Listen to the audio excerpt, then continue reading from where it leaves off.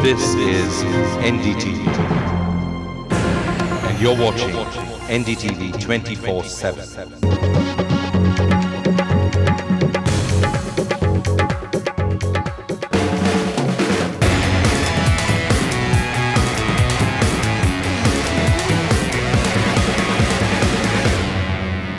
And welcome to London. Here the mayors from Cricklewood, the rich and famous live in St. John's Wood.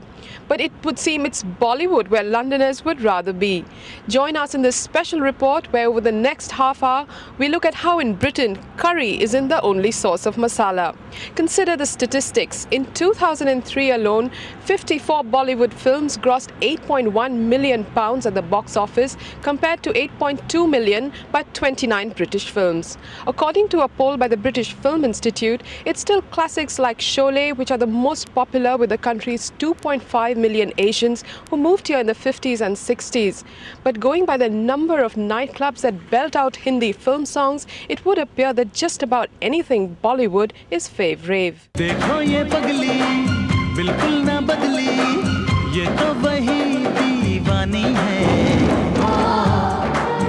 kind of like cross between Kajal and Preeti Zinta. लेकिन प्यार फैसले से नहीं किया जाता, बस हो जाता है. I always has to be Amitabh Bachchan because coming from the 70s, coming from a very feel-good factor type of movie. Raj Kapoor, Raj Kumar, Hema Malini, Dharmendra, and Mala Sina. It's got to be Salman Khan. Salman Khan.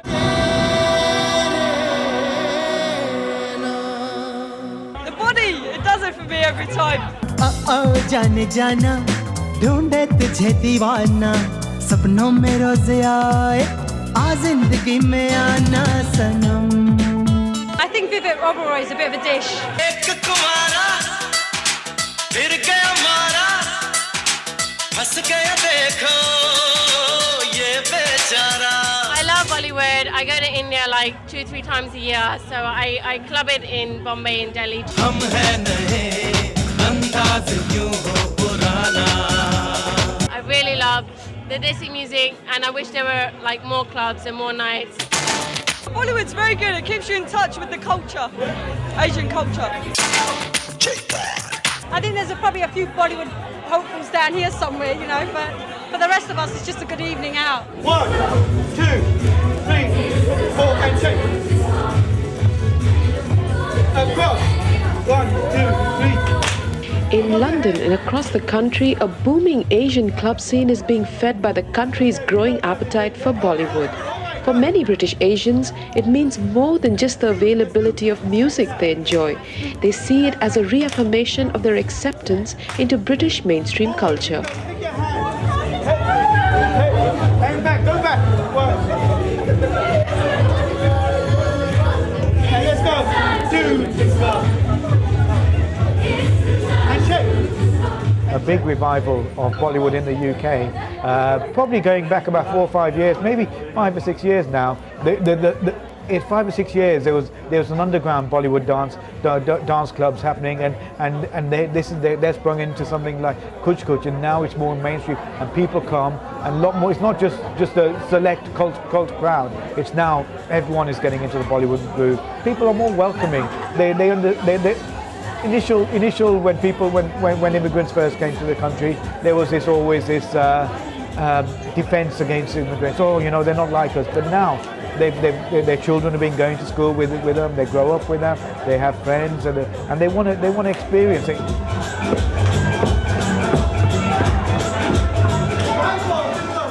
At the moment, there are over 20 Asian TV channels and a larger number of regional Asian radio channels beaming out Bollywood content across Britain. DJ Ritu, a key figure in the British club scene, responsible for the first Asian nightclub in the UK called Bombay Jungle, and has also been voted as top DJ by the BBC for several successive years, sees Bollywood music as the single most important factor to have influenced contemporary British Asian music. I think here there's always been a very good pool of talent, of British Asian talent. In terms of the more recent artists, you know, we have people like Juggy D, Rishi Rich Project, Jay Sean, etc., Veronica, who were part of the new breed of urban Asian talent, as we're calling it here. And without doubt, these artists have been influenced by Bollywood. Whether they choose to acknowledge that in their music or not is neither here nor there. Ultimately, they've grown up in Asian households where the music from their parents has been seeping into their brains.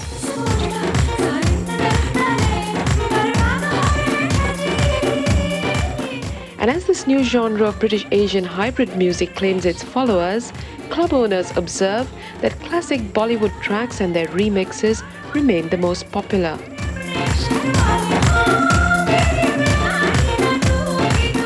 Most people for Kuch Kuch clientele are in their late 20s, 30-something crowd.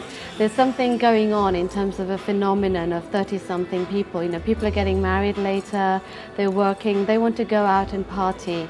So that's what's happening. So most of our crowd grew up on a diet of Bollywood, and they want to go out and recapture those moments, those kind of lost youth moments. My favorite song. Le jayenge dil wale dulhaniya le jayenge. I'm not a very good singer, but I'll sing. Aane se uske aaye bahar, jaane se uske jaye bahar, bari mastani hai meri mehbooba. While the lyrics are nostalgic for some, it's the incorporation of Western rhythms into more recent Bollywood tracks that has provided universal appeal. We get people in who don't speak Hindi, who don't understand the words, and they're really happy to dance, and they get the gist of it. So I think it captures all, you know, cultures, and it's definitely attractive to non-Asians, and we see that in the club. I can't remember my favourites, I can't remember the names, but I know all the moves. To be honest, I can't hear the lyrics of any song I ever dance to, so it makes no difference.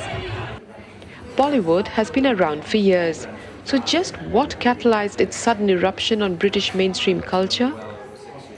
I can pick three major turning points in British Asian music over the last 20 years.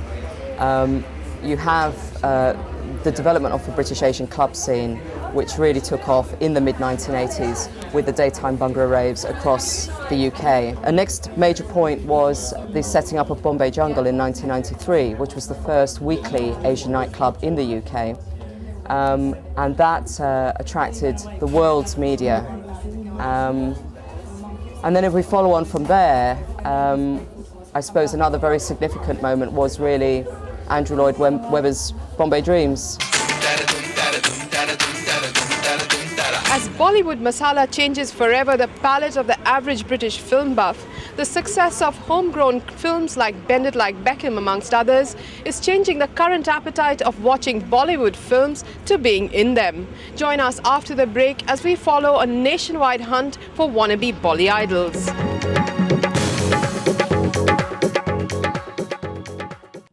When Andrew Lloyd Webber decided to stage his Bombay Dreams, it changed forever the dreams of hundreds of British Asians. The audience had arrived and nationwide hunts were on to find homegrown song and dance talent. As the race is on for directors to stage Asian musicals and films, hundreds have been queuing up across the country for their shot at stardom. We caught up with some Bolly idols in the making.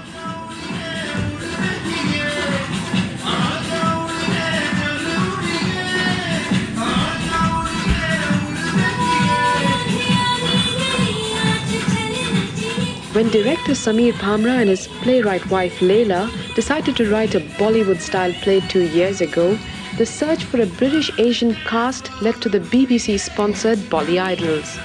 A nationwide talent hunt that received such a tremendous response, not just from British Asians, but from contestants all over Europe and some even from Canada, that they decided to make it an annual event.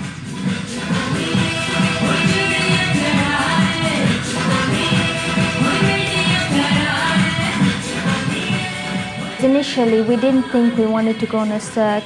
We wanted to just have a play. But then from the results we've had this time round, I would definitely go and look for new faces, because there's so much talent out there. There's so many people who, would be so happy to be given this platform and a chance to be presented, to be in that kind of package.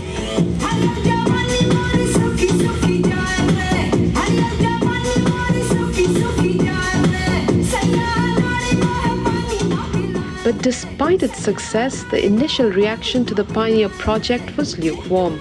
Unsure of the audience and interest from the community, finding a financer was not easy.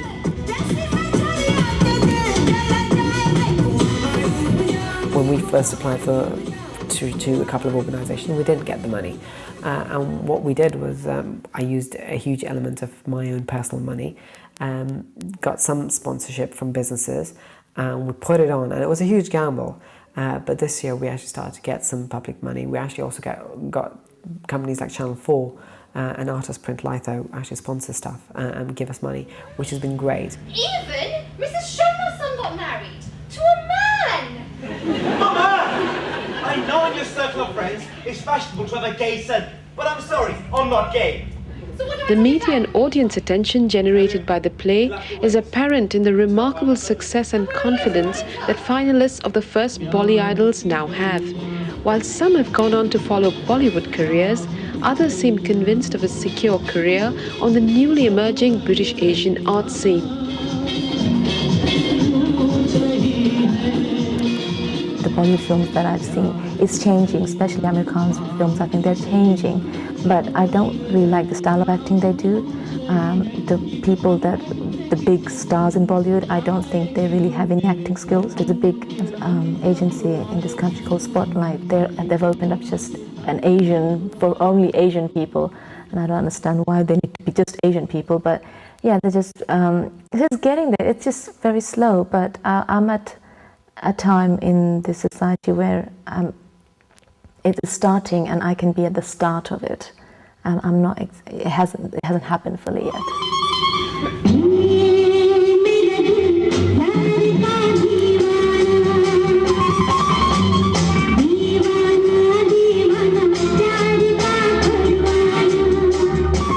The other challenging task for this emerging industry is to test their audience's readiness to discuss issues that are still considered socially taboo in a community that has preserved the values of a more conservative Asian society which immigrated decades ago.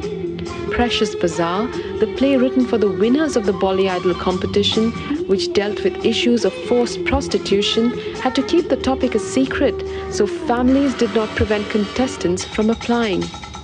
The first time we wrote it, in fact, even when we had picked the people to star in the play, we hadn't told them what it was about for fear of people not applying for it.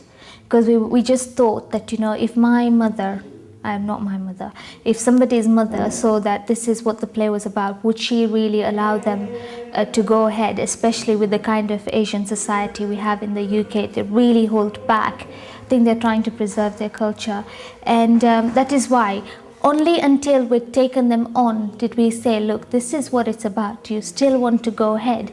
If you don't, then I'll contact the next person, the next best person. Most of them were fine with it. One girl dropped out.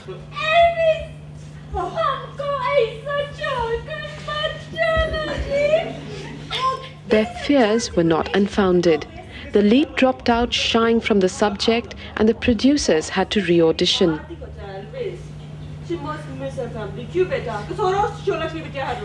In a way, we're trying to show that this kind of stuff happens to everyone, and Indians are very, it's changing now, but they're known for hiding things and, not talking about sex, and if my daughter's ill, everything's fine, and they try and play happy families.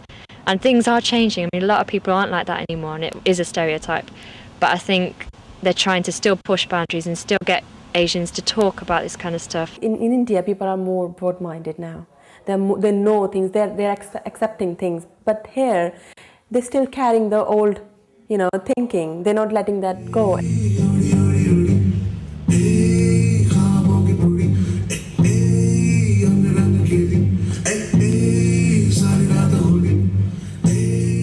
encouraged by audience acceptance as they toured, the play has since got darker and more explicit. But at all times, the directors are aware that they must cater to two audiences at once. The difference between them being a generation.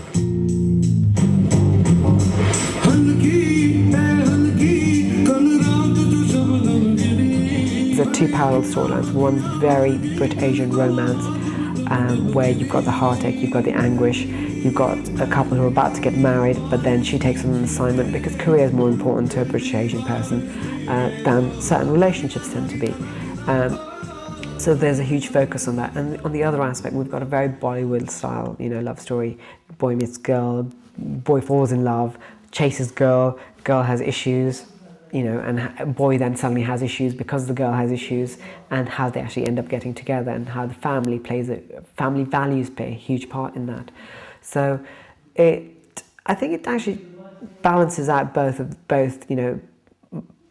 our markets, because we live in we're surrounded by young British Asians, but at the same time we've got an older generation who are into their Bollywood. So it's trying to bring both generations in together in one room, getting them to watch a show and actually enjoy it, and actually then maybe come out and talk about the issues that they might actually face in real life, because some of those scenes are scenes that you would experience in a normal British Asian household. So now that Britain has many that look, sing and play the part, combined with the British government's move to encourage Indian film directors to film in Britain by offering hefty tax breaks, could India soon be outsourcing Bollywood films? Find out after the break. On a two-day visit to India in September, Tony Blair promised a deal that will see the British film industry developing links with Bollywood. The co-production treaty is designed to encourage Indian film directors to invest in British locations and talent. In return, they benefit from a 100% tax rebate on all production costs. In response to these measures, it's Leicester, not London, that's making giant steps towards becoming Britain's Bollywood capital.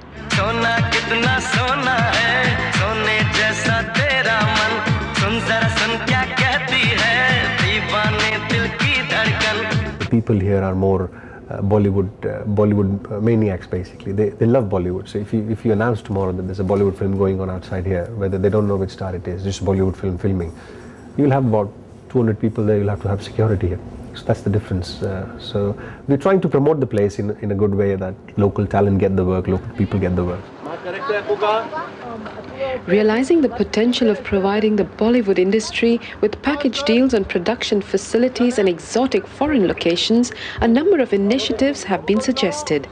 The University of Leicester, a favorite location for the incredibly popular Bollywood boy meets girl in foreign university-themed love stories, was the first to offer basic studio and film lab facilities to directors. But now, the British government's Bollywood initiative, allowing tax rebates on British investment in Bollywood cinema, has increased national investment in this new industry. Well, that's one of the strengths that we have here. Leicester, for example, has over 100,000 Asians living here. So getting extras is very, very easy, and people join in. And you don't. Well, because there is a passion for people to be involved in films and movies. People have that aspiration in their life. So you could be a top doctor, but you still want to dance in a pop video if you're a producer in Bollywood or a director, and you have to come to the UK to film a scene. If you're going to save money and you're going to save resources by having local people here who are going to be able to, research for you and set up those scenes and set up sort of areas which are already here, then it's going to be an attraction. But as the Bollywood initiative attracts huge interest from the Indian film industry, promoters in the UK have been quick to point out that there is no free lunch. While the scheme encourages local investment and production cost rebates, directors are advised to arrange their investment before they begin production plans. Recently with Patricia Hewitt, if you remember, there was a major announcement that about the tax benefit, the 40% tax rebate, what the government is offering for the investors from UK who invest in Bollywood films, which was quite a good thing, which was quite a good move from the government side. There's nothing called funding. There's nothing called, as Bollywood producers, when they ring me, they say, oh, London mein subsidy hai. There's nothing called subsidy. According to experts, the growing popularity of Bollywood in the UK reflects the complex politics of identity within the Indian diaspora, as more NRIs begin to enjoy professional success and status in multicultural Britain. Bollywood satisfies the nostalgia for their roots. I think since movies, like Pride and Prejudice, Bended Like Beckham, there's been more of an interest in sort of the film industry and the Indian film industry. And since the last 2 years, the fashion has been strongly influenced by Bollywood and Indian fashion. So I think it's all to do with that sort of culture, of being quite popular and having funky jewellery and having funky costume. बोल गाचिया बोल जलेबी हाय में हो गया तेरा कचौरी do you want amli do you want chutney don't worry it's free later Encouraged by the growing Asian art scene, several young people are now actively involved in promoting theatre and film amongst their community. Following the Bolly Idol experience, Rakhi Thakkar has set up a production company for young people and has also featured in a short film that deals with mental illness within the British Asian community. Tip top is free! Hey Ben, I think they got some competition. There is a parallel art scene developing here as far as British Asian culture is going. And I think young people here are... Some of them are very interested in Bollywood. I mean, they love the films and they love the culture. But I think also being brought up here brings an urban side to them where they want to sort of embrace the fact that they're British. So it's a mix of both.